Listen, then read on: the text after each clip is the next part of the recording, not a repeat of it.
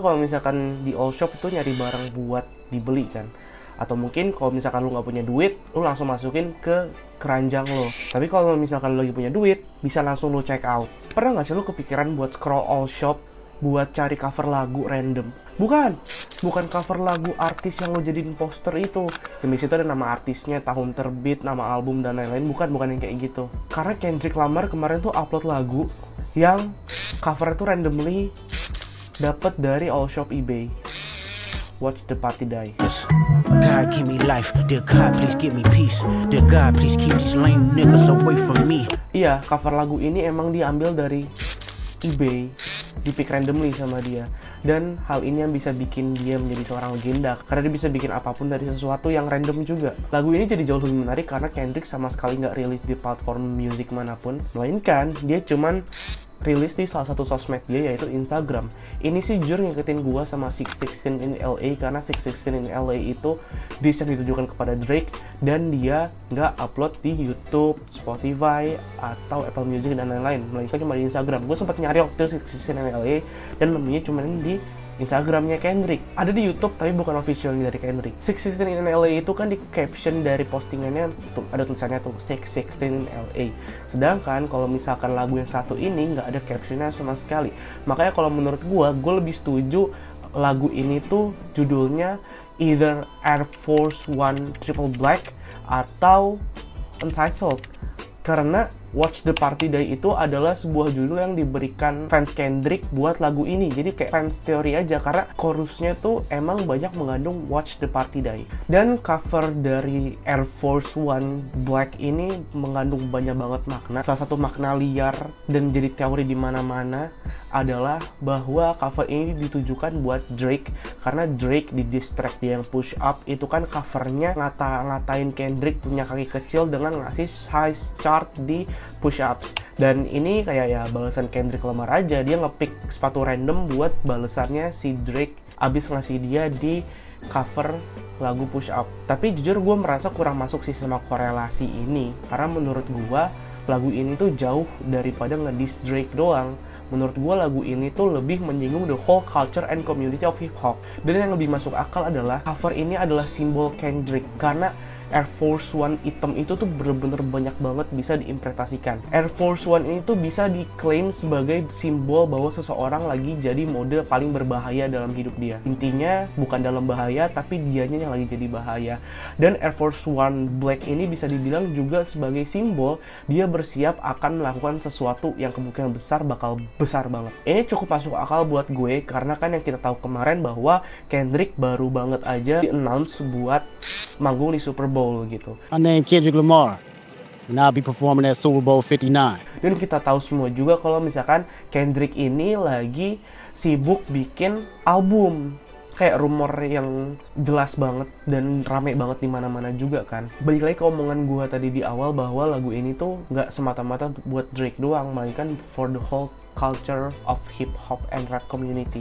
Karena Kendrick di lagu ini bukan pertama kalinya mengkritisi the whole culture and community in hip hop. Dia udah beberapa kali mention dan ngediss lah the whole community pakai album-album dia, contohnya kayak Mr. Moral sama Untitled Remastered. Tapi yang paling berisik ya Mr. Moral, karena Mr. Moral itu salah satu yang paling jujur banget, makanya banyak banget orang nggak suka sama album Mr. Moral and the Big Steppers. Dan menurut gua, kenapa lagu ini nggak semata-mata buat Drake doang, gue punya beberapa penggalan lirik yang menurut gue ini for the whole culture of hip hop gitu. I think it's time to watch the party die. The shit that got too wicked to apologize. It's different, get them whacked and disqualified. Tidak, menurut gue party ini adalah the pure of community rap dan hip hop. Kendrick tuh di lagu ini seakan-akan lagi melihat sebuah kerusuhan yang terjadi dalam culture dan community yang dia cintai ini. Karena kan the root atau makna asli dari rap dan hip hop itu sendiri sebenarnya culture yang bener-bener artsy banget, culture yang bener-bener mewah banget, culture yang bener-bener rootnya tuh orang-orang African American dan punya banyak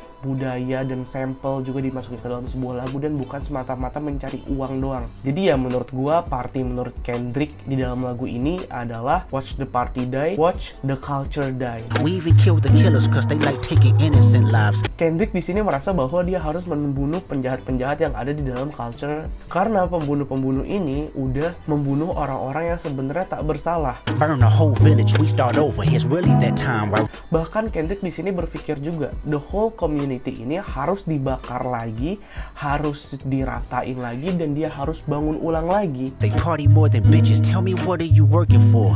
Party atau the culture ini tuh nggak semata-mata buat bitches doang, dan kita tahu sendiri zaman sekarang banyak banget rapper-rapper yang pakai bitches mata-mata tuh buat nyari views, nyari atensi doang. Dan gue setuju, karena emang most of mainstream rapper sekarang tuh emang kebanyakan jualnya tuh gimmick, bukan lagu. Kendrick udah ngasih tahu apa aja yang bikin dia gelisah. Kendrick kasih tahu keresahannya dia. Kendrick di sini merasa benar-benar terpukul banget karena culture yang dia cintai ini tuh sebenarnya lagi runtuh tanpa kita semua sadari. Bahkan di chorus dia sampai minta pertolongan sama Tuhan. God give me life, dear God please give me peace. Lihat, di sini tuh Kendrick pakai they atau mereka. Ini kan plural dan nggak mengerucut ke satu orang aja kayak Drake gitu. Dan Kendrick di sini juga bilang, Dear God keep me shining. The fuck do they really think? dia bersyukur bahwa di tengah industri yang lagi chaos ini dia masih tetap bisa jadi orang yang bersinar. Contohnya apa? Contohnya di tahun 2024 ini Not Like Us mainstream gitu kan, didengerin banyak orang dan masih bisa nunjukin sinarnya lah, terutama buat si Kendrick. Dan dia juga merasa jadi orang yang cukup kental di dalam culture yang dia cintai ini. I think it's time to watch the party die. Street niggas and the corporate guys. Di sini yang dibilang penipu sama Kendrick tuh nggak cuman Drake doang, tapi rapper. As the rappers that report the lies. Dia bilang penipu-penipu yang suka menjual tipuan di banyak orang, dan ini nggak cuma Drake doang menurut gua, karena totally emang banyak. Dan tipuan ini tuh menurut gue kayak ya gimmick-gimmick yang dijual sama rapper-rapper itu aja. Lu paham nggak sih? Kayak duit banyak, diamond, terus kayak big dan lain-lain. Sedangkan kalau misalkan kita lihat Kendrick orangnya kayak apa, terutama di dalam MV atau di dalam kehidupannya dia, ya Kendrick jadi orang yang biasa-biasa aja gitu loh. Bahkan dia lebih embrace culture instead of harta. Need their families mortified. Di sini Kendrick juga berharap buat keluarga dari penipu-penipu ini tuh harusnya malu anjir sama kelakuan penipu-penipu ini. The radio personality pushing propaganda for salary. Orang-orang jadi punya radio personality. Radio personality itu apa? Yaitu orang-orang yang cuma cari gimmick dan cari rame doang. Dan ya udah bikin kehebohan dan tenar aja. Bikin propaganda buat nge-push salary-nya mereka. The real art, the real hip hop, the real rap tuh bener-bener udah kayak nggak dirik lagi sama artis-artis zaman sekarang kebanyakan ya. Orang sekarang cuma cari gampang buat jadi terkenal doang instead of making a real art. I see a new earth filled with beautiful people making humanity work. Ini bisa dibilang sebagai dunia baru yang diharapkan sama Kendrick, diisi dengan orang-orang cakep dan diisi sama orang-orang yang membuat the real arts gitu. Dan menurut Kendrick ini super beda banget sama dunia Kendrick yang lagi dia hidupi sekarang. God bless these words, dear God bless how I think. Kendrick di sini bahkan sampai cerita ke Tuhan. Dia sendiri bahkan bingung apa yang sebenarnya dia sedang rasakan sekarang. Dear God, draw the line, they trying to confuse them with me. Kendrick juga merasa dia sekarang sedang dibikin bingung sama community ini. Karena saking banyaknya orang-orang fake di dalam community ini, dia sampai bingung sebenarnya dia ini salah apa benar gitu. Dear God, please forgive me, you knowing how hard I tried. Dan Kendrick berharap dia ini jadi orang yang benar buat community ini. Karena apa? Karena cinta dan ketulusannya Kendrick untuk community ini. Or say hello to your future fate. The culture bred with carnivores, you let them snack, they eat your face. Kendrick di sini ngingetin bahwa di dalam culture ini tuh banyak banget carnivore. Gue cukup suka penggunaan kata carnivore ini karena kita tahu sendiri kan, hewan-hewan carnivore itu terdengar kesannya tuh buas, serakah, terus galak, apa segala macam, suka makan makanan hak yang sebenarnya bukan haknya gitu loh. Dan sejahat itu mereka sampai mereka tuh tega ngambil jatah yang sebenarnya bukan buat mereka. They wonder why I'm not enthused to drop. The more visible you get, the more your spiritual is tried. Kendrick emang bisa dibilang sebagai artis yang cukup jarang rilis sih. Terakhir di Mr. Moral, dia muncul lagi di tahun ini dengan diss dia kepada Drake dan nyinggung community juga. Karena menurut Kendrick ya semakin banyak dia drop, semakin capek juga spiritual orang-orang buat nerima real art atau real thoughts yang ada dalam diri dia buat dituangin ke sebuah lagu. Karena makin kesini ya Kendrick makin relate dan makin real, apalagi lihat aja misal moral gitu kan. Nah terus di sini dia cerita banyak tentang keluh kesah dia terhadap industri yang dia geluti sekarang. Locking into what I trust, looking outside, the kids live tomorrow, cause today the party just Sekarang ya kayaknya tetap dengan pendirinya dia, apa yang dia cintai, ya sesuai sama apa yang di dalam kepalanya Kendrick Lamar. Dia juga merasa bahwa anak-anak tuh hidup di esok hari, karena hari ini the party is died gitu. Nah ini kenapa sekarang mati? Karena besok atau masa depan anak-anak baru hidup, karena Kendrick bakal melakukan sesuatu yang menurut gue adalah drop album atau ya sekedar konser dia di Super Bowl dia nanti aja. Tapi menurut gua ya ini lebih ke album sih, dan menurut gua album ini nanti bakal banyak nyeritain keluh kesahnya Kendrick terhadap culture sekarang. Dia sedih dan kecewa sih karena dia merasa bahwa culture yang dia hidupi ini lagi mati. Dan dia merasa kalau culture ini tuh harus diratain dulu dan dibangun ulang. Dengan apa? Dengan album yang dia drop. Dan gue merasa bahwa album yang dia drop ini bakal super jujur banget dan mencerahkan apa aja yang ada di dalam kepalanya dia dan isi hatinya dia terhadap culture yang dia senangi ini. Jujur ini teori liar gue aja sih, tapi gue emang merasa bahwa Kendrick setelah lagu ini tuh bakal drop something kayak album atau perform yang gila banget di Super Bowl tahun 2025 nanti. Jadi ya begitulah, kalau misalkan menurut gue Kendrick ini tuh nggak semata-mata buat nyerang Drake doang, karena Drake itu lebih kecil daripada the whole community of rap dan hip hop. Dia bener-bener nyenggol semua orang, apalagi kalau buat nyenggol DJ Akademiks. Menurut gue kayak anjir ngapain banget dia nyenggol DJ Akademiks. Kayak ini tuh Kendrick Lamar bro, sebesar Kendrick Lamar masa ketisi sama streamer kecil kayak DJ Akademiks, nggak masuk akal banget anjir menurut gue. Dan banyak banget hal yang terjadi di dalam tracks ini dan di-mention sama Kendrick tanpa kita sadari. Contohnya kayak radio personality, orang cuma cari tenar dan cari propaganda buat salary mereka aja. Ini kan juga menyinggung media juga, dan dia sama sekali nggak nyebut nama Drake gitu doang di dalam tracks ini menurut gue. Bahkan dia nyebut Lecrae sama D1. Tapi kalau misalkan lo merasa kalau lagu ini ditujukan buat Drake, ya gue nggak masalah. Dan Akademiks pun juga nggak masalah, karena kan lagu menurut gue bisa diinterpretasikan sebebas-bebasnya lo gitu loh.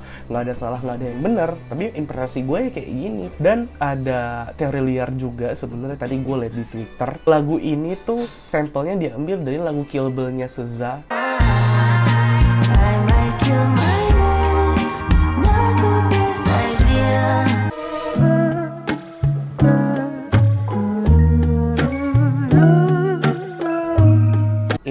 Kayak anjir liar banget gitu.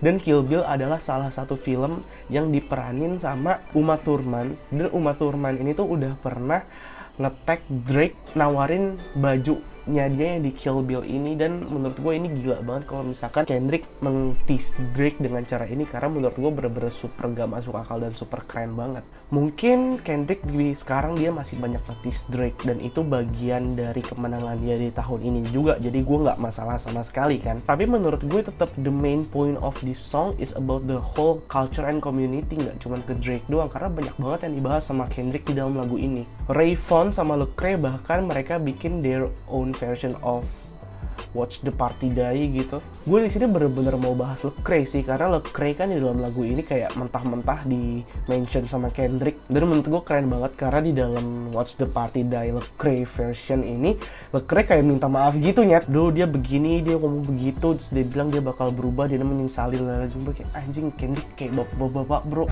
Nah gitu deh kira-kira kerennya Kendrick dalam lagu ini. Dia menghasilkan banyak banget karya tahun ini dan mengubah the whole community juga. Semoga dengan album yang akan dia rilis, dan mungkin kemungkinan besar akan dirilis, gue berharap banget bakal beneran dirilis sama Kendrick dan beneran lagi ngerjain project album. Dan menurut gue juga nunggu perform dia di Super Bowl tahun depan juga.